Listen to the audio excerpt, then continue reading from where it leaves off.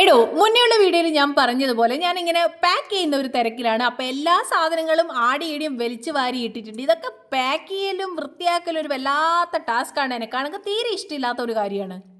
ഇഷ്ടമില്ലെങ്കിൽ അത് ചെയ്തേ മതിയാവും. അതുകൊണ്ട് ഞാൻ ഒന്നൊന്നായി മടക്കി വെക്കുന്നുണ്ട്. അതിൻ്റെ കൂട്ടത്തിൽ എനിക്ക് വർക്കും ഉണ്ട്. ഇടക്ക് പണിയെടുക്കും, അതിൻ്റെ കൂട്ടത്തിൽ വർക്കും ചെയ്യും. അങ്ങനെയൊക്കെയാണ് ഞാൻ മാനേജ് ചെയ്യുന്നത്. കാരണം നൈറ്റ് ഷിഫ്റ്റ് ആയതുകൊണ്ട് ഇതല്ലാതെ വേറൊരു വഴിയുമില്ല.